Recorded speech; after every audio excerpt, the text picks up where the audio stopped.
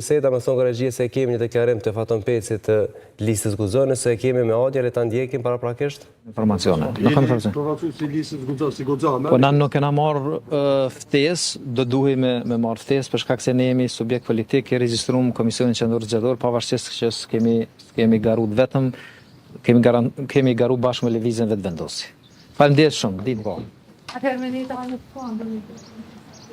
Zoti Kasolli, bishojmë të deklarimit të zakonshme para fillimit të seancave që nuk është të konfirmoj diçka. Duket pat një lloj moskënasie apo frustrimi që nuk kanë marrë ftesë ekskluzive nga presidenti Osmani. Do ta konfirmojmë ndërkohë. Po, mos gaboj, nuk arrita ta kapë siç duhet, edhe qartë domethënë pozicionin e tij, por me që tha, është e vërtet që kemi konkuruar së bashku me lëvizjen vetëvendosje, por jemi subjekti veçantë, gjë që sipas tij atëherë ftesat duhet ju takojnë në mënyrë të veçantë edhe këtyre si subjekt politik. Pra një lloj pakrasie ish trashëgimtarëve politik të Vjosa Osmanit me ish shefin e tyre. Do thotë sepse këta vijnë nga i njëjti informacion, lista Guxo është themeluar nga presidenti Osmani dhe shihet që ka fërkime ndërmjet presidentës dhe atyre që e kanë trashëguar pozitën e saj politike. Nëse është ashtu siç ne, sepse nuk jam edhe dhe këto kanë qenë të dukshme këto kohë të fundit. Kanë qenë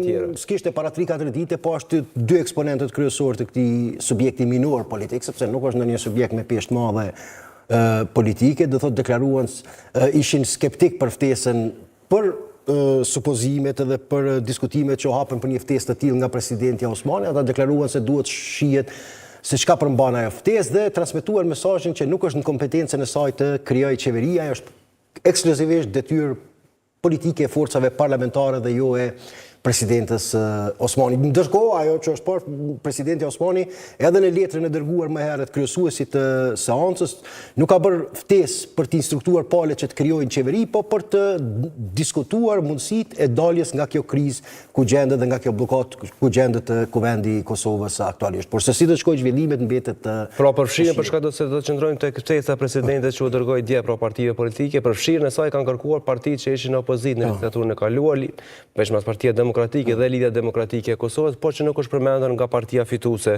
e këtyre zgjedhjeve. Pra e shohin partitë ish opozita e kaluar se mund ta nxjerrë nga ky ngërç kuvendin e Kosovës pra konstituimin në presidenti, harrojnë e presidentes. Po ta shpërndrojnë rolet politike për shkak të pozicioneve të ndryshme, para pak kohë partia fituese e zgjedhjeve kishte raporte më të do të ndërprazojmë për shkak se kemi deklarim të zotit Haradinaj, Ramush Haradinaj të AOK-s.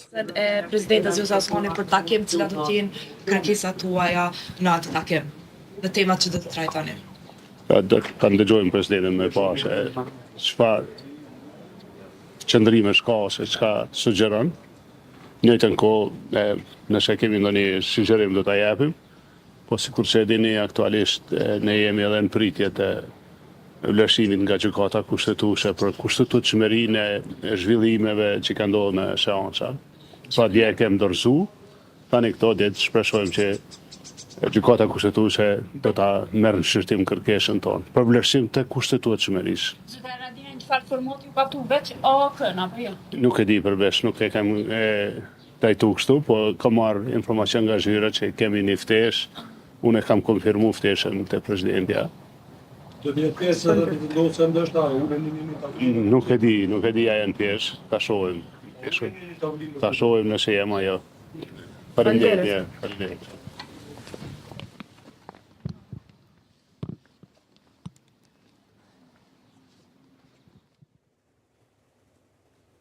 Ishte një deklarim ky kryetari të AOK-s Ramush Haradinaj, pra që konfirmoi se ka marrë një ftesë nga presidentja Vjosa Osmani, që siç thanë pra është në mesin e atyre partive që kanë shprehur vullnet. Po, vullnet për të takuar me presidentin. Vazhdojmë aty ku mbetëm tek roli i presidentes sa i përket të zhbllokimit. Ajo mund të bëj ftesa, mund të ketë diskutime, por unë shoh të minuar rolin e saj në aspektin politik për të ndikuar drejt për drejt në zhbllokimin e kësaj situate, sepse kriza në kuvend është rezultat i partive politike parlamentare, nuk ka ndonjë instancë tjetër. E në fundit ajo e cila instanca e vetme që mund të jap rekomandime, por nuk e di se si do të jap rekomandime, nëse dërgohet në gjykatë kushtetuese dhe ta qartësoj situatën se është konform normave kushtetuese kjo blokade cila është aktualisht. Nëse ne shohim për shembull edhe deklarime si të subjekteve të deridjeshme opozitare, ashtu edhe të partisë e cila po vazhdon ta mbajë pushtetin, dhe sepse ne kemi ende në qeveri Partinë Lëvizje Vetëvendosje, shihet qartë dhe jam pesimist që mund të dilet nga kjo situatë për shkak të këtij takimi konsultativ që mund ta ketë presidenti Osmani me subjektet parlamentare, madje është e paqartë nëse Lëvizja Vetëvendosje do të shkojë në këtë takim. Se kanë konfirmuar ende. Nuk e ka konfirmuar, mirë, po nëse unë nuk pres që të ketë një veprim tjetër politik në raport me ligjërimin që e mbajti kryeministri në detyrë Albin Kurti para antarësisë së tij në Këshillin e Përgjithshëm para 2-3 dite. Ai do thotë bëri qartë që sipas botkuptimit të tij aktualisht nuk ka krizë institucionale, madje thotë partive opozitare po ju duket krizë kjo sepse janë mësuar me qeveria fatshkurtra dhe për herë të parë me çka një qeveri e cila e përfundon mandatin 4 vjeçar kushtetues, domethënë për herë të parë do të jemi në këtë situatë ku po zbatohen plotësisht detyrimet kushtetuese dhe subjekteve të pamësuara me këtë risi politike kushtetuese ju do këtë krizë kjo.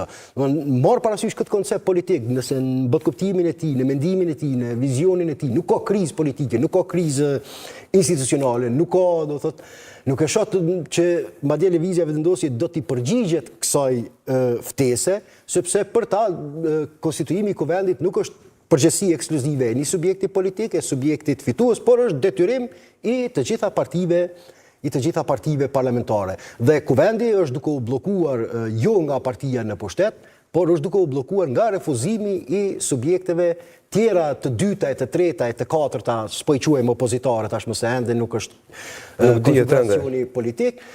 Për shkak të refuzimit për ta votuar të nominuarën e tyre për krye kuvendare.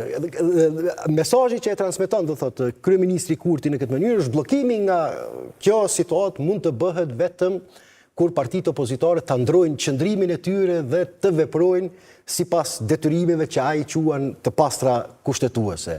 Kështu që e shoh tejet skeptike dhe kam dyshime që do t'i përgjigjet pozitivisht Lëvizja Vetëvendosje ftesës së presidentes. Tashmë janë rruar rolet, deri dje Lëvizja Vetëvendosje kishte raporte më të mira me presidenten Osmani, me kalimin e kohës janë ftohur këto raporte dhe ndërkohë subjektet opozitare po tentojnë që të shfaqen më konsensual, duke u përgjigjur ftesës së presidentes Osmani, që tregon që kemi hyrë në një terren të betejës së narracionit politik se cili subjekt dhe cilat forca po arrin ta transmetojnë mesazhin në opinionin publik se cili është fajtori i madh për këtë situatë. Për Lëvizjen Vetëvendosje, fajtori i madh për bllokadën janë subjektet e tjera politike, ndërkohë për subjektet e tjera politike do të është mosgadishmëria e partisë fituese që të jetë më e hapur për kompromis politik dhe për t'i marrë në konsideratë opinionet e rekomandimet e tyre. Këtu është këtë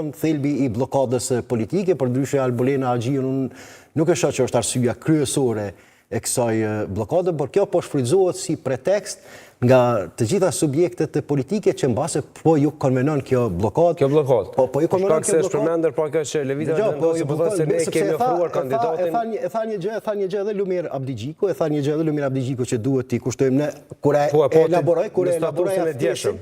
Jo, edhe kur e elaboroj atë ftesën për qeverinë gjithë përfshirë, se tha duhet ta themi qartë që asnjëra prej subjekteve politike nuk i ka numrat për formimin e qeverisë. Dhe atëherë neve na nevojitet një solucion për dalë prej kësaj situate. Kështu që tash me shihet qartë se edhe Lëvizja Vetëvendosje nuk i ka këta numra, i konvenon sepse presioni i afateve kushtetuese nuk bie mbi qeverinë 15 ditë që i njohur, nuk bie mbi kryeministrin Kurti që domosdoshmërisht t'i siguroj numrat e domosdoshëm 61 numra për formim të qeverisë, por në njëjtën kohë nëse dështon kryeministri Kurti dhe do thotë mandatari do të caktojë dikush nga partia e dytë apo e tretë, që nuk është e thënë sepse gabimisht interpretohet partia e dytë e tretë, mandatari tjetër mund të jetë ai i cili arrin ta bind presidenten Osmani. Është diskrecioni i presidentit. Është diskrecioni ai i cili arrin ta bind presidenten, atë mund ta bësh edhe ti. Nëse arrin për shembull unë edhe ti, nëse arrin me i bind gjatë një deputet me na votu për kryeministër, mund të bëhemi kryeministër atë. Tash pak po ironizojmë, mirë, po kështu është gjendja, nuk është e shkruar tekstualisht edhe domosdoshmërisht në normat kushtetuese që patjetër partisë dytë i takon, por atij kandidati i cili i siguron numrat gjallë një numra për qeverit kur dështon mandatari parë. Duke qenë se as këta, si po shihet, nuk i ka numrat, atëherë janë komod, po e quaj kushtimisht, janë po kalkulojnë që të presin edhe pak në këtë situatë, se si të kristalizohet gjendja, në mënyrë që mos ballafaqohen me dështimin që i pret nëse asnjëra palë nuk i kanë. Po të tentani ta bënin me komunitetet jo shumicë, me të gjitha komunitetet, do t'i bënte vota opozita, por është kjo frika tek lista serbe që as tjera nuk... Dëgjoj, ata mund t'i kenë në gjatë të po janë edhe arsye politike, për te dimenzionit procedural, janë edhe arsye politike që kanë bërë që edhe këto të kenë skepticizëm ndërmjet vetë.